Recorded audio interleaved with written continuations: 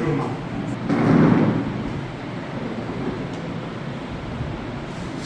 Okay, அப்படியே நின்று அப்படியே நான் வார்த்தை பேசிட்டு போவேன். அப்படி அதோட இந்த வீடியோட சேர்த்து கவர் பண்ணி நாகசிவா நிறுவனத்தோட வந்து பயணிக்க ஆரம்பித்தது வந்து என்னை அறிமுகப்படுத்தினது வந்து என்னுடைய ஆரோக்கிய நண்பர் சௌந்தரபாண்டியன் அவர்களை வந்து நன்றியோடு நினைவுகூட கடமைப்பட்டிருக்கு. அதாவது அவர் என்னை வந்து இந்த டீமோட இணைக்கிறதுக்கு மிகப்பெரிய ஒரு இன்னைக்கு நினைக்கிறேன் நம்ம வந்து இந்த டீமோட பயணிக்கிறதே நமக்கு ஒரு மிகப்பெரிய கௌரவமானது. அதாவது இப்படி ஒரு நட்பு, இப்படி ஒரு உறவு, இப்படி ஒரு சொந்தம் உருவாகிறதுக்கு மிகப்பெரிய பாலமாக அவங்க. அதாவது நான் அண்ணன் ஸ்டாலின், சௌந்தரபாண்டி, முருகேசன், கொங்கு முருகேசன், முருகன், மணி, இன்னும் இப்படி நெருக்கமாக இல்லாமல் நெருங்கிய தொடர்புலே இருக்கும்.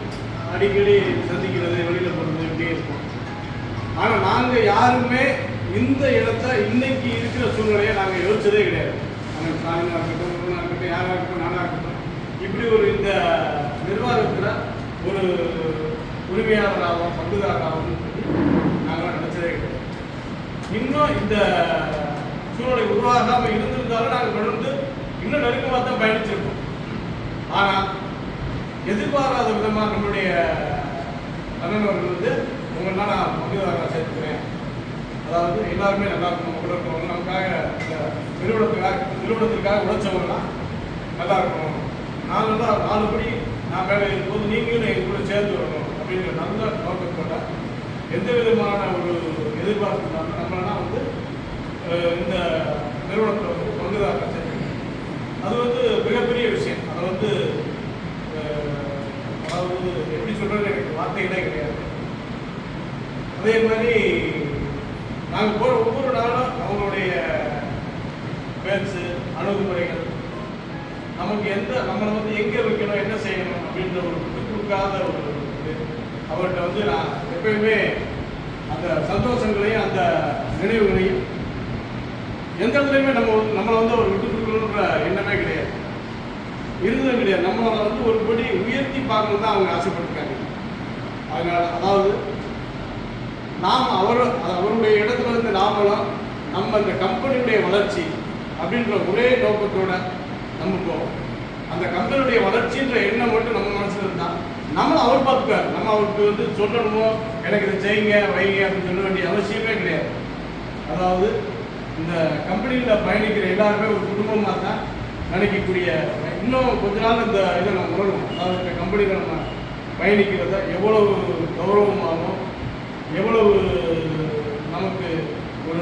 நமக்கும் நம்முடைய குடும்பத்திற்கும் பயனுள்ளதாகவும் இருக்குன்றதை நம்ம உணரணும். இவர் ஒருபடினா இவர் பையன் அதை காட்டியது. அதாவது யதார்த்தமாக ஒரு சாதாரண நாங்கள் பேசிக்கிட்டு இருக்கும்போது ஒரு வேறு விஷயங்களை பேசிக்கிட்டு இருக்கும்போது அவர் எங்களுக்கு சொல்கிறாரு. என்ன சொல்கிறாருன்னா, இப்போ நீங்கள்லாம் வந்து இந்த கம்பெனிக்காக உழைக்கிறீங்க, நாளைக்கு அப்பா வந்து இந்த கம்பெனி நீங்கள் நிர்வாகம் பண்ணிங்கன்னா நான் வந்து அதை சரின்னு விடுவேன். அதாவது யாருமே சொல்ல முடியாத வார்த்தை. அதாவது பழமொழி சொன்ன மாதிரி தான், ஒரு பழமொழி சொன்ன அது மாதிரி இவர் 10 அடினா அவர் 100 அடி பாயிறார். அதாவது அந்த இயல்பான குணம் யாருக்குமே வராது. அந்த சிவபிரசாத்தை நினைச்சு நான் மிகப்பெரிய பெருமையாக எனக்கு ரொம்ப சந்தோஷமா இருந்துச்சு. ஒரு சாதாரணமாக சொல்றாரு, அதாவது நீங்களாம் உழைக்கிறவங்க இந்த கம்பெனியை நிர்வாகம் பண்ணுங்கன்னு சொல்லி அப்பா சொல்லிட்டாங்கன்னா நான் இந்த தலையிடவே மாட்டேன், எனக்கு இந்த கம்பெனிக்கு சம்மந்தமே இல்லை அப்படின்ற மாதிரி ஒரு வார்த்தையை சொல்லும்போது அது எவ்வளோ பெரிய விஷயம் பாருங்க.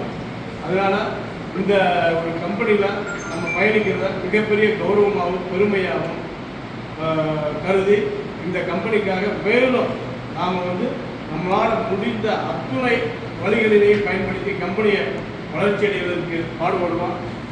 மற்றதை அவங்க பார்த்துக்காங்க. இந்த வாய்ப்பை வழங்கிய நிர்வாக இயக்குநர்களுக்கு நன்றியை தெரிவித்துள்ளேன்.